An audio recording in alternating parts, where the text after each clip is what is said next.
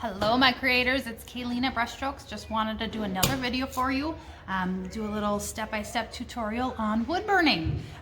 We had some of the wood burning kits, a lot of them went out, so I'm super excited to see what you guys have made with those, but I wanted to do a quick breakdown. If you have a wood burning kit at home, don't know what to do with it, just some good simple instructions to get you started. So first, I'm going to be using the Walnut Hollow brand wood burner.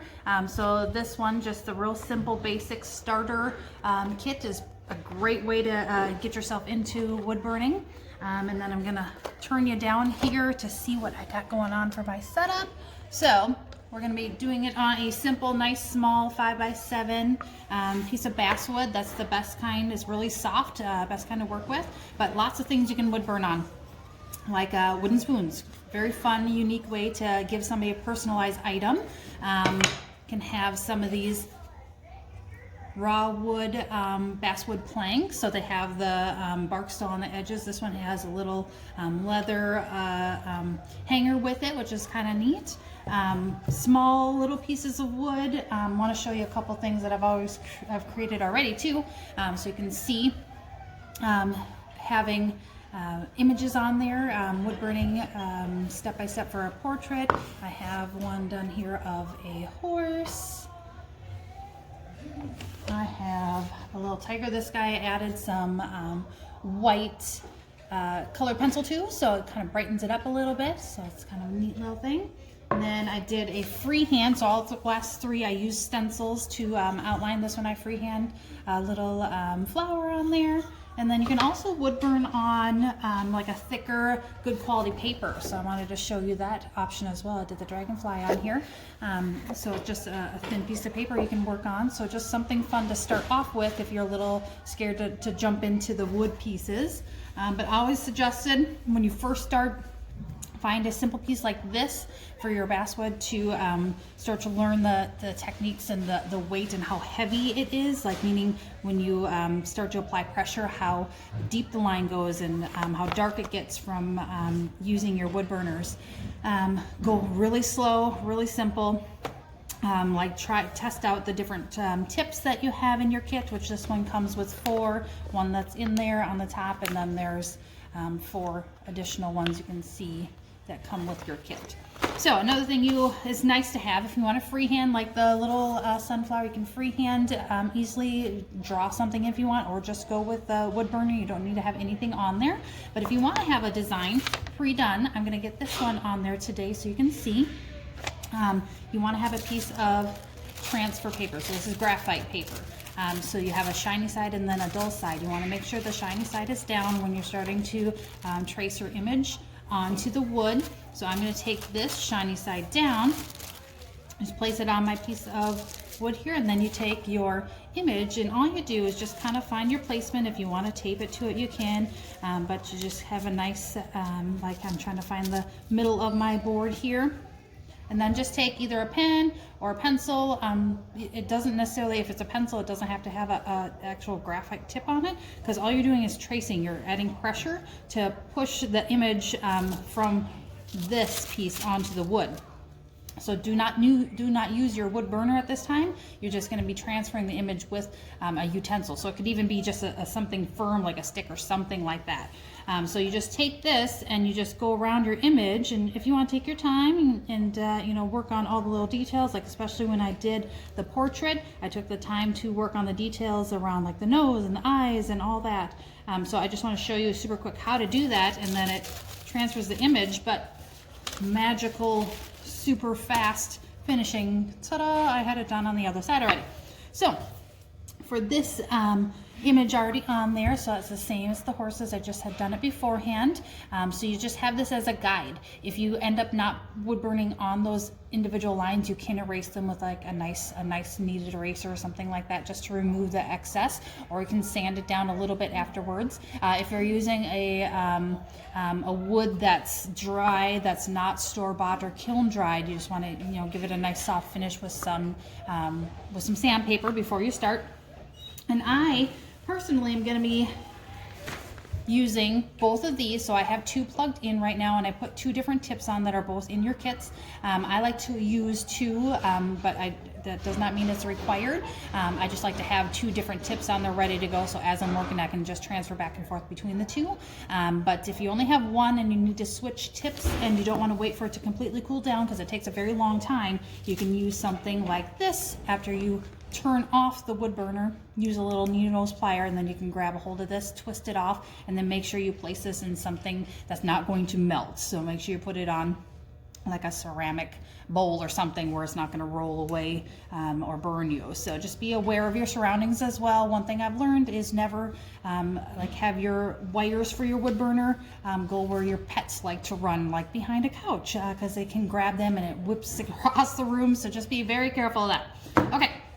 So as you start, just depends on, you know, you play around on the back. So I was kind of saying before, practice like your pressures. So when you first start and just do a nice soft touch, you can kind of see it smoking, and you go nice and slow, you get a nice deep burn there. If you go kind of quick with a softer touch, you get a lighter shading. So it just kind of depends on what you're going for.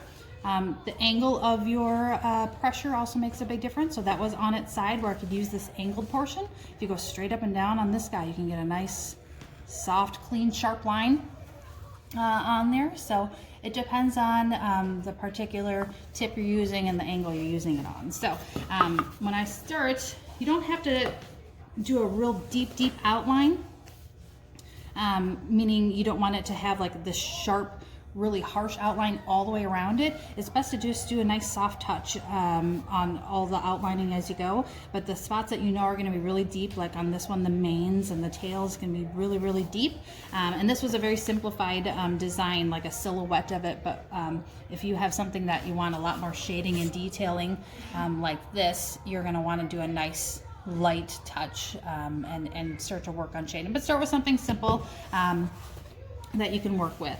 So I'm going to start just kind of in the tail just to get going. A lot of people like to start right on the head if you're working on something that has a face or eyes. It's best to save that for last, because then you can kind of get familiar with the pressure, familiar with your tool, and practice somewhere that's not the first thing you look at. Because generally when we have a pet or an animal, we look right where the eyes are and the face, and that's where we look first. So start somewhere where you're not going to notice it first. Okay, so you can kind of get your practice done.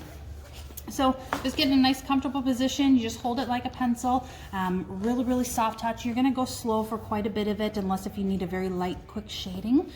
So if I start on the bottom of the tail like this, and anybody you talk to that wood burns, that smell, it's my favorite thing in the world. So good.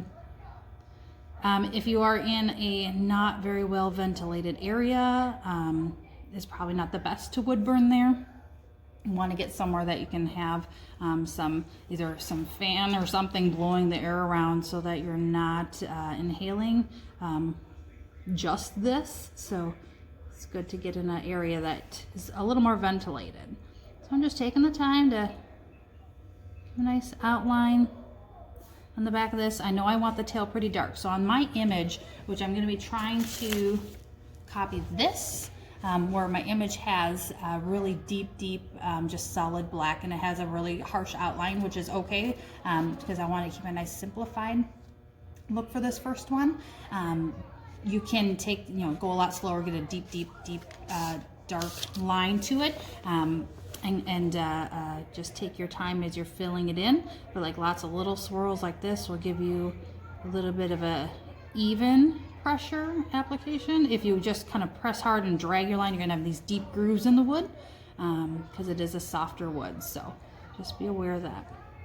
Okay.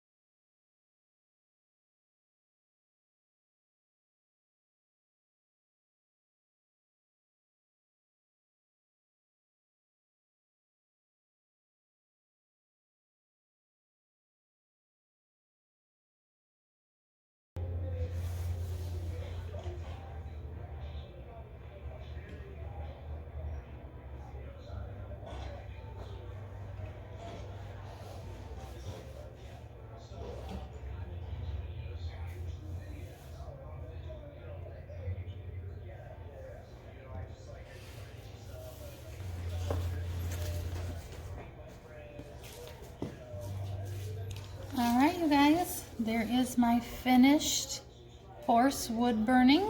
Only took a couple minutes, not too terribly long. If you want to get more into detailing, I may make another video just for that. But again, have fun with it, play around. Don't expect perfection, but definitely a soft touch with a very slow drag is going to make a big difference when you first start out. But anything that, if you get any overburn, like a lot of times I do, get some overburn. If you get real close to it like there, don't mind my fingernails. I was painting earlier and they aren't very pretty, but the overburn, some people sand off. I generally just leave it. It enhances it, makes it part of it. Now, if I wanted to, I could go fill in the rest of the remaining area of the horse, maybe give it a brown color or a white just to make it pop out a little bit more, or leave it as is. So, again, enjoy it, have fun. Hope you guys are enjoying these videos. I'm going to try to keep making more, especially with the kits that went out. But thank you for joining me today, and just again, be careful with your wood burners, but I hope you like them. Let me know if you have any questions. Again, Kayleen at Brushstrokes.